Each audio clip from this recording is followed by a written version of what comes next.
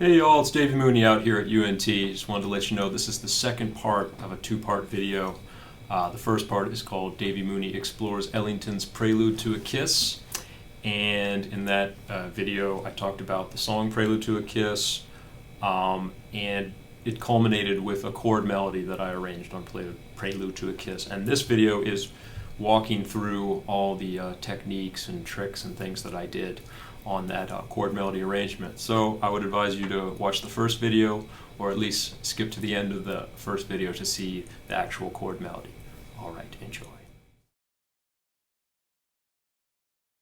All right, so a lot of stuff in there. So let's just go through it. So I started out with a kind of tritone sub idea, and I love tritone subs. They never get old, y'all. They just the gift that keeps on giving. And before I talk about what I did, I think my favorite instance of tritone sub use in solo guitar playing is the intro that Joe Pass does on Nuage on the album For Django. And I just want to show you that for a second because I'm always like chasing that and trying to recreate the vibe of that intro. So Nuage, the Django Reinhardt song, and the chords, the melody goes like E flat 7, E flat 9, D7 flat 9, G. So there's that chromatic melody at the beginning. And Joe Pass does this, he goes it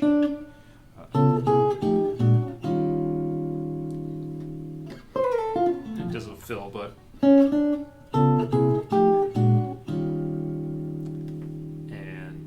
that sounds really cool. Basically all he's doing, if you look at the upper structure of it, it's just this. So it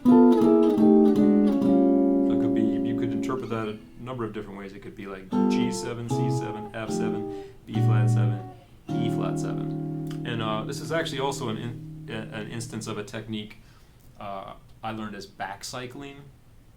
There's a combination of tritone subs and backcycling in there. And backcycling means that if you have a target chord of like an E flat 9, you go back through the cycle of 5-1, 5-1, cycle of fourths, cycle of fifths to arrive at that chord. So basically he's going G7, C7, F7, B flat 7, E flat.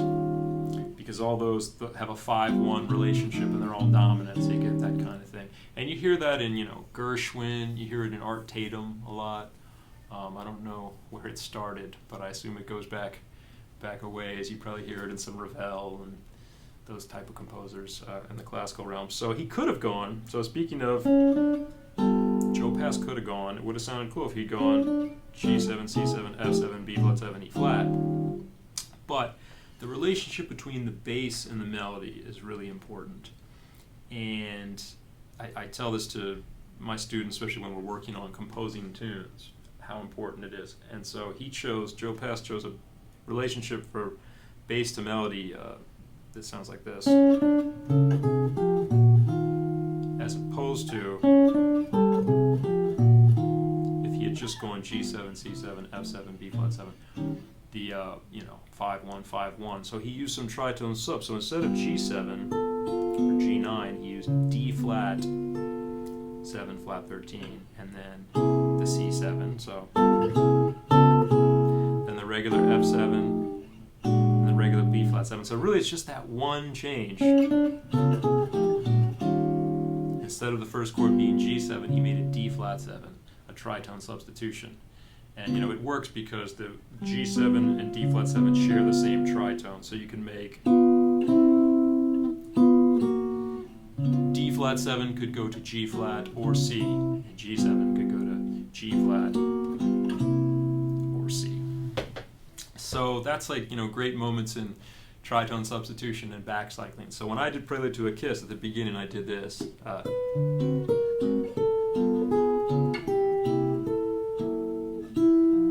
So basically just like, instead of just doing that, D13, A flat 9, G9, D flat 13, C7, G flat, sharp 9.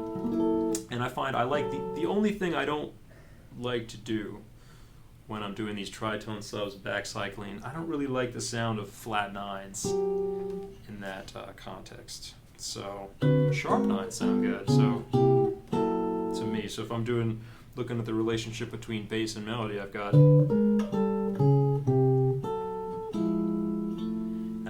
to the F major 7, I did a little kind of moving, like, would classify that as a moving line, almost like F diminished to F major 7. So, and for the right hand technique I chose, I kind of, had a quandary about whether I should do one of those. But I decided to go more of a, I don't know what you would call this, rhythmical, with a little rubato. And then I kept the back cycling going here, instead of just going, to get to the B13, which is the next chord, I used a D flat 7 to a C7 to a B. So,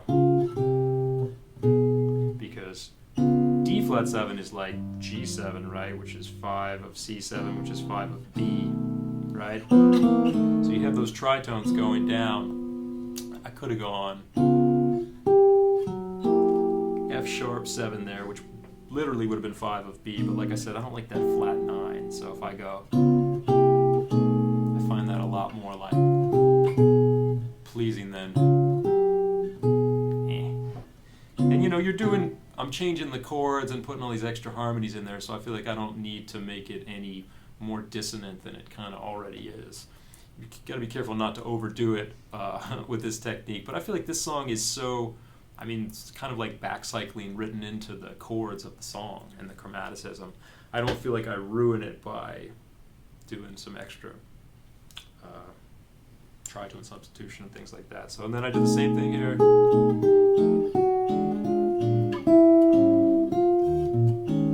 And then, except for on the E flat 7, because the melody's a little different there, right? It's not this, so I decided to do an E flat sus. I don't know, just to give it another flavor.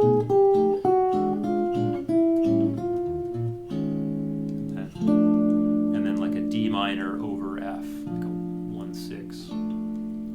And this little thing to bring in the 7th string. Like a G sus, G13 sus, and then there's the planing. I just like this chord, Herbie uses this a lot. He probably puts another note in there, especially in the 60s. It's kind of like, a 13 flat 9 sound. And so I get this. So much for not using flat 9s, right? But wanted to put a little, little funk on it, little dissonance there. And you get a cool. I had to go. And the harp harmonics, they're kind of hard because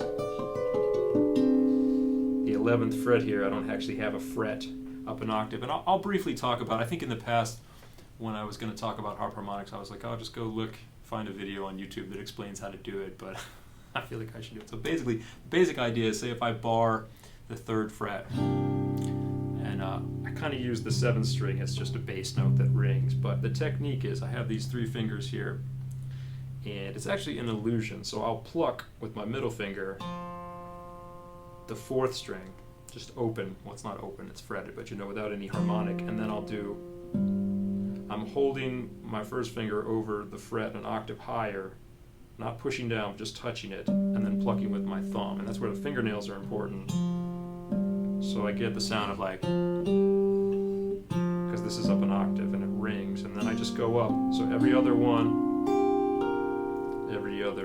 string is a harmonic in the other, so 4th string, open, 6th string harmonic, 3rd string open, 5th string harmonic, 2nd string, 4th string.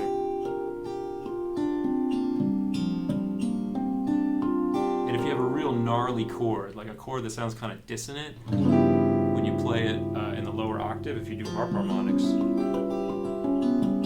kind of like opens it up a little bit. You can get some real gnarly ones on the 7th string too, like.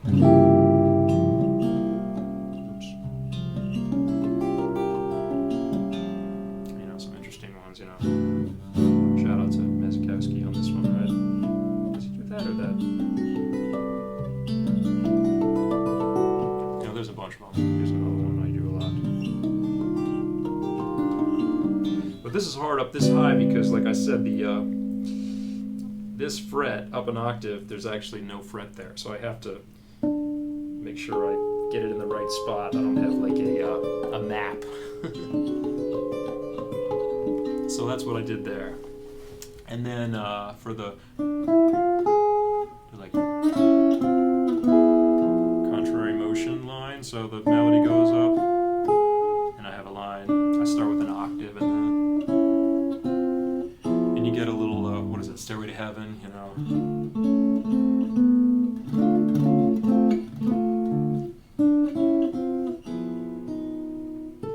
And then I did more harp. There's another good harmonic chord. I learned this from Steve Mazikowski's solo arrangement of Monk's Mood from Direct Access back in the 90s. And then this one gives you a whole tone scale. It's like a E flat 9, sharp 11 with an A down in the bottom, so you get whole tone, you know, Ellingtonia. I think you can put that in there. So then back to the second A. So I wanted to change it up a little bit, but keep the same idea. So I flipped the tritone substitution. So instead of starting on a D9, D13, I'm sorry, I started on an A flat 7 sharp 9, and I went then to a D flat 7 flat 13, and then I kind of skipped ahead to the C7. There should kind of be another beat of some kind of G7 thing before the C7, but I figured, hey, why not? I was trying to imitate, you know, a little bit the Joe Pass thing. See, I'm always chasing it. I never quite get it, but then I did it E diminished. Why not? It's like a sub for C7. It's another C7. So, and then back to that G flat 7 sharp 9. I hope I don't say, if I leave out a flat or a sharp in all these numbers I'm saying, please forgive me. It does happen. Did that again, and then this time instead of going, I felt like that was quite enough tritone substitution, so I did this little thirds thing, because you get a cool, again, a contrary motion of, for this melody here, I just put thirds underneath it, but then you get from this one to this one, you get a little one note goes up, one note goes down thing. So I went same thing basically with that sus chord again. So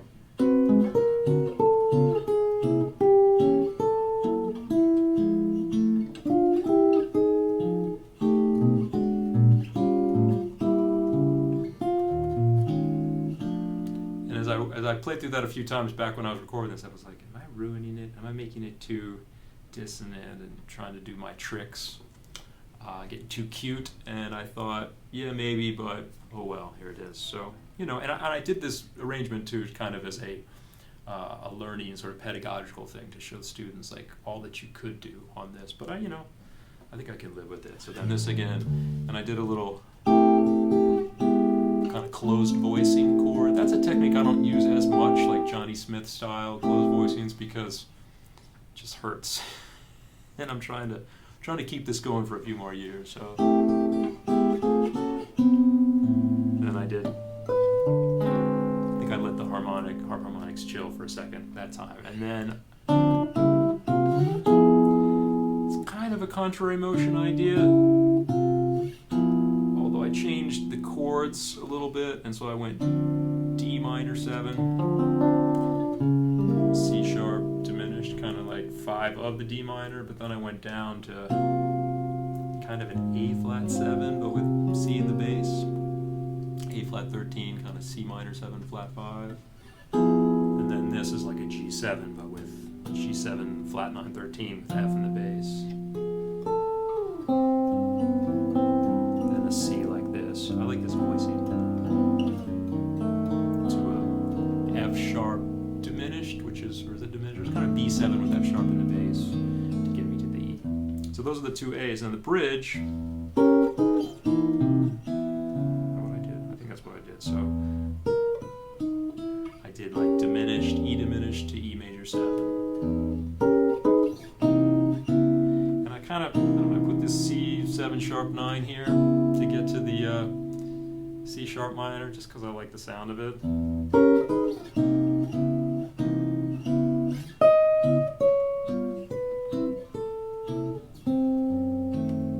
So that's some tritone substitution too, right? C sharp after the C sharp minor,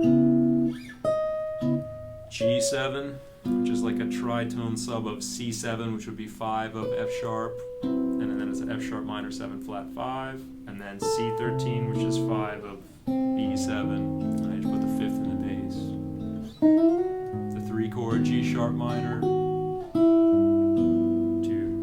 G13 again, 5 of F sharp. And then this is a cool voicing, like if the melody is on the 7 of a dominant 7, you just playing like an F triad with B in the bass, nice kind of dissonant voicing. And then the second part, I did the diminished again, and then I went to a D sus because it takes me down to C sharp, so kind of a little deceptive. Instead of going to E, I went D sus D7, which is 5 more or less of C sharp minor, then C sharp minor 9, G13,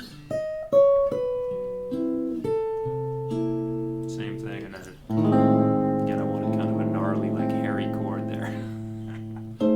So it's this again, it's B13 flat 9 with the 7 in the bass, but down in that low register it sounds really kind of gnarly. Then this is kind of like just sort of a right hand thing going from E sus to E7 to A7, D minor to sort of G7. Oops. So that's an example of kind of using the right hand to make it sound a little fancier than it is. Joe Pass would do that a lot. His right hand was so amazing. It's like a classical technique right hand. I don't have that, but I can sort of make it sound like more's going on than really is. So from that chord.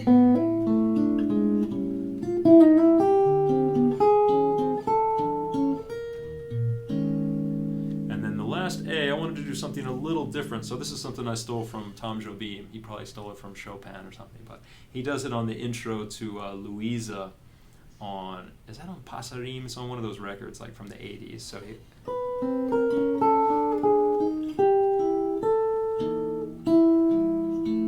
basically, that's the melody, so I went, and I end up here, which is a C7 kind of, so it worked out. So I kind of, this doesn't really harmonically make a whole lot of sense, really, at least with the chords that are written for the song, no, but, and then I have the note go down one more time, or sorry. Yeah, so the melody's going down, and then when it goes up, I go down. So when the melody's going down, I go up. When this one goes low, this one goes high, so to speak.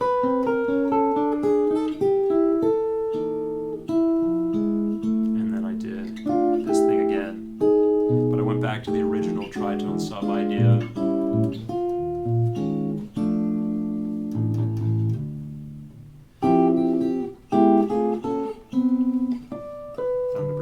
Harmonics. Come on, fingers. And then this one.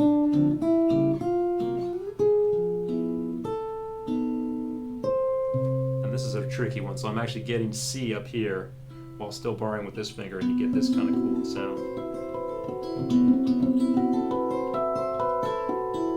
Right, like those gnarly chords that, I don't know if you would necessarily play that just open, but with harp harmonics it sounds really cool. And then I hit a C here because it looks cool when you bring your other hand around for the audience, you know. So anyway, that's the arrangement. That's this week's arrangement of Prelude to a Kiss. You know, if I had to record it, I might tweak it a little bit. You know, you analyze and change what you need to get to where you need to go. But man, it's a beautiful song. Really, you know, early pre-Strayhorn Ellington, and you know, one of the great geniuses of American music for sure. So hopefully that was edifying, educational, hopefully artistically successful as well. So all right, take care everybody, see you next time.